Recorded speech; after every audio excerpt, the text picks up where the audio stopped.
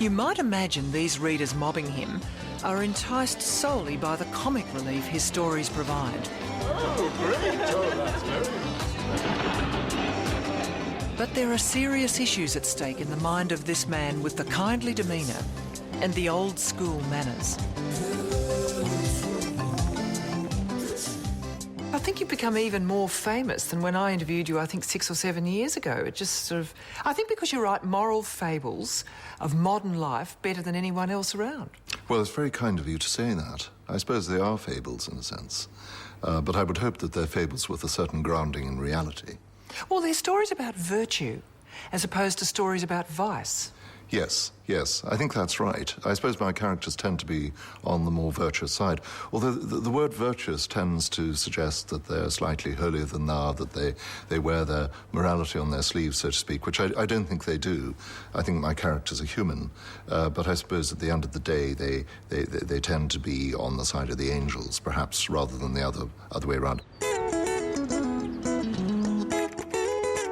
Alexander McCall Smith, Sandy to his friends, has found fame as an author with a series of books set in Botswana. He owes his love of Africa and his feeling for its people to an accident of birth. Sandy was born in what was known as Southern Rhodesia during the British colonial era. Those were in the bad old days at the end of the colonial period in what is now Zimbabwe. So people in that society grew up pretty much in isolation from others. It was a colonial society of the sort of which there were many instances of that in the days of the British Empire. I was, born in the tail end of that. He attended an exclusive boys' school, still one of the most prestigious in Zimbabwe, St. Patrick's College. It was a Roman Catholic school, although I'm not a Roman Catholic, never have been a Catholic. It was a mixture of enlightened education and the opposite. St. Patrick's was run by an Irish religious order, the formidable Christian Brothers, known worldwide for pushing good students up the social ladder. But they were also notoriously strict disciplinarians. We were given diktats from above, and we had to learn by rote the moral principles, so to speak, that operated in particular societies in which we grew up. So that was shoved down our throat, and we weren't actually really encouraged to be, I suppose, self-examining or to work out why rules existed. We were just told those were the rules and you'll follow them. And I don't think that's very satisfactory. And I think now there's a much better, more sophisticated analysis offered to children of why you shouldn't do this, that, or the other thing. So I think that's quite good. Sandy left Southern Rhodesia to study law in his father's native Scotland. But he never forgot Africa. In 1981, he visited Botswana and fell in love with Africa all over again. Botswana is a very attractive country. It has a dry landscape. It's an extraordinary place in a physical sense.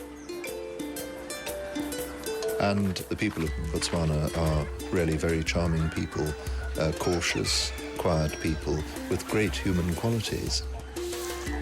He was especially impressed by its women, and one in particular who emerged years later as the heroine of his best-selling books, now a TV series, the #1 Ladies Detective Agency. Ma Precious Ramotswe is no hard-bitten gumshoe, but a model of ordinary virtues. Ma Ramotswe did not want Africa to change. She did not want her people to become like everybody else, soulless, selfish, forgetful of what it means to be an African, or worse still, ashamed of Africa. She could not be anything but an African, never. Even if somebody came up to her and said, "Here is a pill, the very latest thing. Take it and it will make you into an American," she would say no, never, no thank you. It's an interesting thing about writing is that you might write quite a lot before you realise what you're doing. And when I wrote the first book, The #1 Ladies Detective Agency, I really didn't have a conscious or deliberate agenda. I wasn't really setting out to do anything in particular, other than to tell the story of this woman who lived in Botswana who had quite an interesting life. And can I ask why a fine woman like yourself wants to become a detective? Because I love my country, Botswana, and I love Africa, and I want to do good with the time God has given me. In every bottle store, in every bar and market, behind every window, there are so many people who want to know the truth about some mystery in their lives, some mystery they cannot solve themselves. That is what a detective is for, and that is what I will do. I suppose what I wanted to do was to say a little bit about that society, in that I wanted to set it in Botswana. It was a country that I'd lived in and which I admired, and so I wanted to talk about that. But I didn't sit down and think or say to anybody, what I want to do now is to write about a woman who shows certain virtues in her life, who's a nice woman.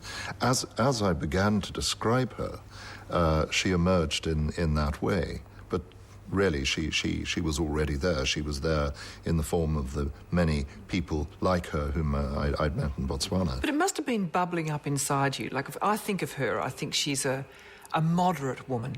Mm-hmm. She's a gentle woman, gentle and humble of heart, to quote Jesus Christ. She very much is a woman of virtue. Mm-hmm. She stresses kindness, yes, forgiveness, yes, friendship. Yes. These are very big, I think, emphases of yours. Well, I think they probably are, and they're things that I like. I suppose if you ask me, what do I find attractive in human nature or in the people that I may meet, I would say probably I very much appreciate kindness. It's a wonderful thing to see. I think it's a very attractive human characteristic or virtue.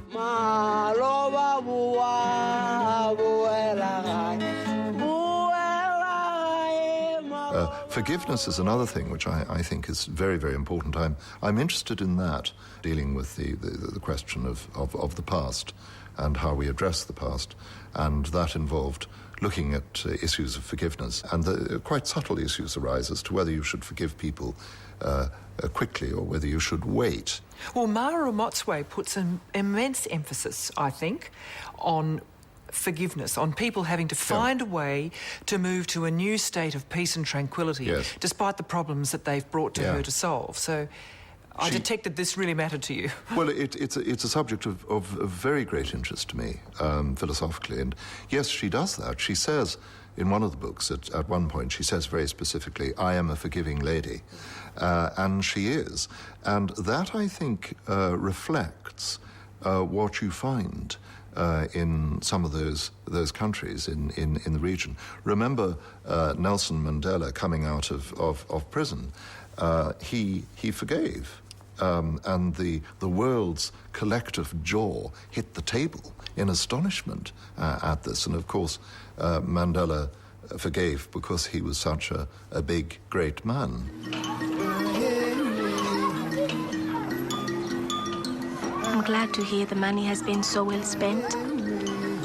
But in the future, you must find a way to earn it legally. I want to go back to Mara Motswe, because I must say she does fascinate me. Because her god, if you like, is really Botswana, isn't it? I don't think there's a deity. I'm trying to remember if there's any sort of obvious deity in her life, but there's a sort of she commits herself completely, is in love with her community, her country. Mm-hmm. That appeals to you too, doesn't it? That appeals to me, but as far as her religious beliefs are concerned, Mara Motswe actually is a Christian. She goes to the Anglican Cathedral in Gaborone from time to time. Right, she goes there, and she goes there as a member of the congregation. Now, Some people have said to me that it was inappropriate for me to give her a set of religious beliefs and that I was really reading something into the situation which wouldn't be there. But the reason why I made her somebody who actually went to church is that statistically she would be likely to do that, because they're fairly enthusiastic about religion in Botswana.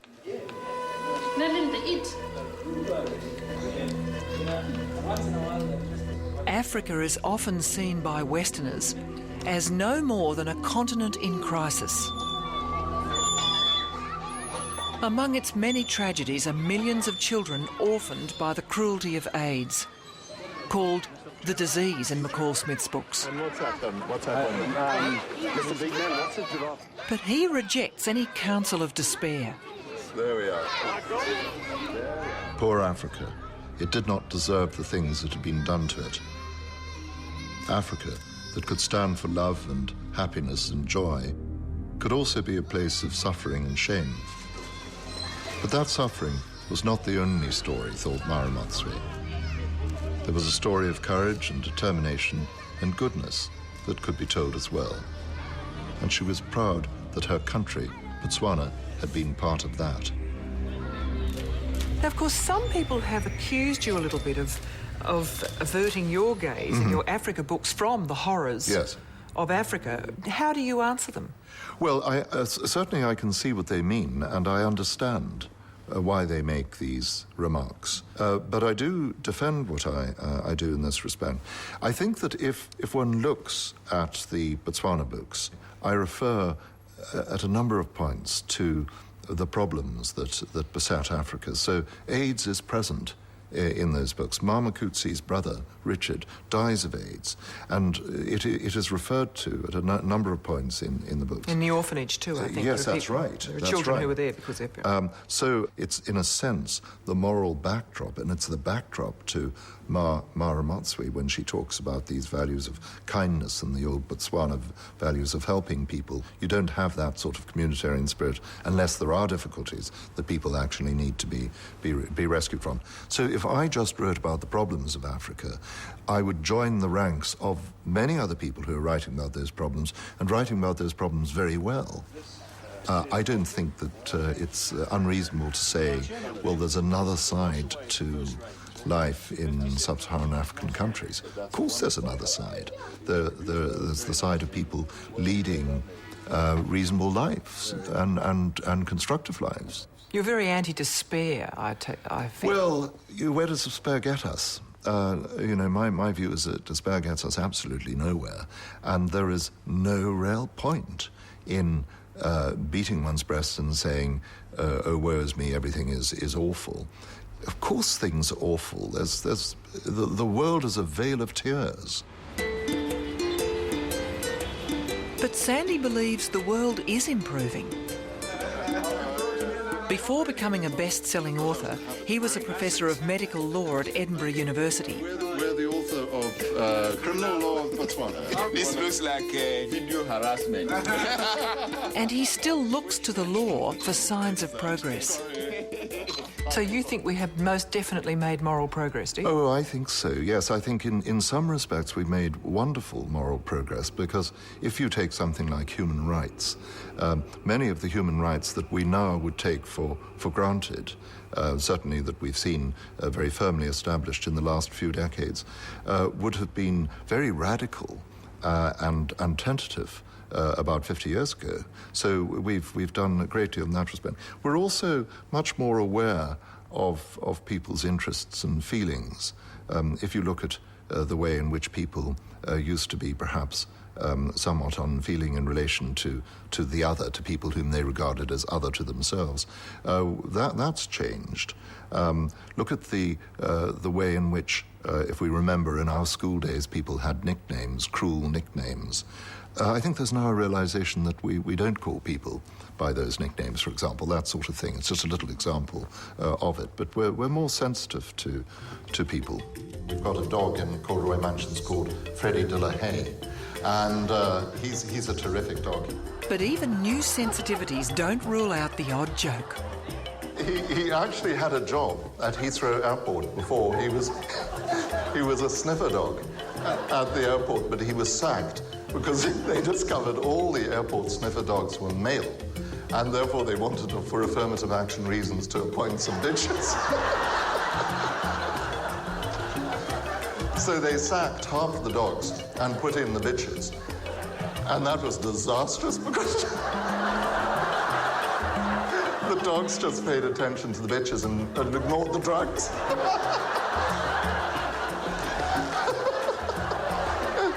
You know, that's not to say that affirmative action isn't a good idea. It's just some... I think alongside progress, you know, I've said that I think that we've made great moral progress. I think in other respects we've gone a bit backward, and that sometimes is depressing. In what specific area? Well, I think that our societies have become far less human and intimate. They're becoming rather anonymous. We're losing some freedoms, by the way. I think we've taken the view that with new notions of human rights, we're acquiring new freedoms. But I think that we're actually really losing quite a number at the same time. Look at closed-circuit television and the number of times in the UK in particular where CCTV is all over the place. The number of times you end up on film and camera, if you walk through central London, apparently is shocking. You're on hundreds of times during the day. They're also experimenting with having cameras where people will be watching, and then there'll be loudspeakers. And so somebody at central control can say, put that down, or don't even think of doing that. And the gentleman in the black jacket who's just dropped his litter, please pick it up and put it in the bin provided. We're quite a blaming society. We want to blame people. And why do you think that is? Well, I think we've been encouraged to do that. It's all tied in with consumerism, oddly enough, I think. There was the idea that we had certain consumer rights and that we therefore had to really quite intensively look for people to blame. We call it accountability, but actually change accountability into blame and you get a rather different picture. And we do this, for example, with doctors. One of the things which I did in my previous career was that I was very interested in the concept of accident and medical accidents where doctors made a mistake and something awful happened. And it was very interesting to see how the pendulum had swung towards blaming and punishing people who actually make mistakes. And we've lost sight of the fact that any of us can make a mistake, and a mistake has nothing to do necessarily with moral blame. Sandy's professional interests in the law and ethics have spilled over into his books set in the developed world. The Sunday Philosophy Club and 44 Scotland Street series are set in his hometown of Edinburgh. God, it's Scotland Street, you know. In these books, Sandy's characters, and especially Isabel Dalhousie, philosopher at large, often ponder everyday modern dilemmas. They're usually very different to the concerns of the characters in his African books. I think you see different moral issues coming up in different societies. When you are in sub-Saharan Africa, you are confronted with issues which somehow seem a little bit more dramatic than the issues that confront us in a more developed country, where there's, for example, a welfare state. So we're not accustomed to seeing people in life and death issues, really. Yeah, I think that those life and death issues are often rather pushed to the side, or they're less visible in a society which is a highly developed and indeed wealthy society. And you can, in fact, lead your life in a wealthy society without really knowing about these major difficulties that is the lot of most people. By the same token, sometimes in really deprived societies, I've observed that people get inured to it, almost. Yes. They just don't notice. By comparison with, say, Isabel Dalhousie, your Scottish lady, who worries herself to death about her moral obligations. Yes. So, are you also trying to pick at that? Well, yes, I suppose I am. Isabel takes it to ridiculous lengths in that she... But she is a philosopher, and she is one of these people who looks at the implications of everything that she does. And you can do that. You can do that really quite easily if you start looking at everything you do, and if you're sufficiently attuned to the philosophical issues that surround life, you can spend all your time considering whether you should do X or Y. Do you read moral philosophy? Yes, I do, yes. I very much like a journal which is published by the University of Chicago Press called Ethics. That's really concerned with applied ethics, mostly. And I enjoy that very much indeed. Philosophers have moved out of the ivory tower, if they ever lived in ivory towers, but they're said to have been. That was the approved housing for philosophers. And they've moved out, and they're talking to us about daily issues in our lives. That'd be fascinating. I prefer to do that. Sandy's second career became official in 2004, when he retired from academia to write and travel full-time. He enjoys wandering the world and meeting his readers in equal measure. And it appears they can't get enough of him and his moving stories, extolling gentleness, kindness, and good manners. Good manners depended on paying moral attention to others. It required one to treat them with complete moral seriousness, to understand their feelings and their needs. Some people, the selfish, had no inclination to do this, and it always showed. They were impatient with those whom they thought did not count, the old, the inarticulate, the disadvantaged. You're very interested in good manners. Yes. And I think I've got a little quote here, that good manners are the fundamental building blocks of a moral position. How does this play out? A lot of people might say, good manners, my God, you know. Yes. That's a rather humdrum little area. Well, I think it's pretty vital. And I think earlier on we were talking about moral progress, and I think one respect in which we probably have gone a little bit backwards is in relation to manners. We're not really as keen to teach children manners as we used to be. Now, there was a great attack on manners from the 1960s onwards. In the 1960s, when everybody let it all hang out and became laid back or whatever, when we decided that manners were bourgeois and you didn't really worry about these things. Manners really are terribly important in that they represent concern for the other person and respect for others. And we do understand the importance of respect. People keep going on about respect for others.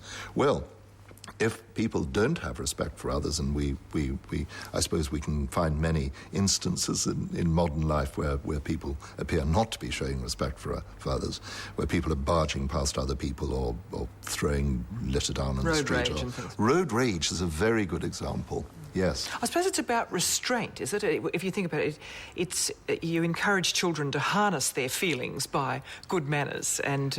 Or to recognise the other, to recognise that they're dealing with somebody else who's got feelings, yes. I'm just so excited to be able to come tonight. Well, thank you very much indeed. Certainly Sandy appears to practice what he preaches.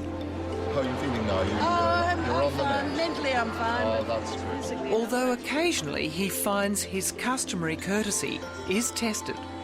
Do you get many women coming up to you describing themselves as traditionally built? A lot, yes. And in fact, I'm always a bit embarrassed about that because, you can hardly say, well, yes, you are traditionally built. So I usually say, not you, no, you aren't traditionally built. But that happens quite a lot in the United States. I do a lot of touring in the US, and a lot of traditionally built people there, and they come up to me and say, thank you for the phrase, thank you for that description. It's funny, you also, sometimes you send your readers up as very, my anxious readers.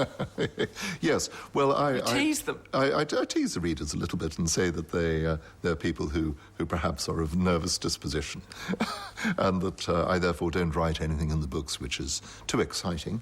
And if something exciting is going to crop up, I would warn them in advance. So they appreciate that. And I think...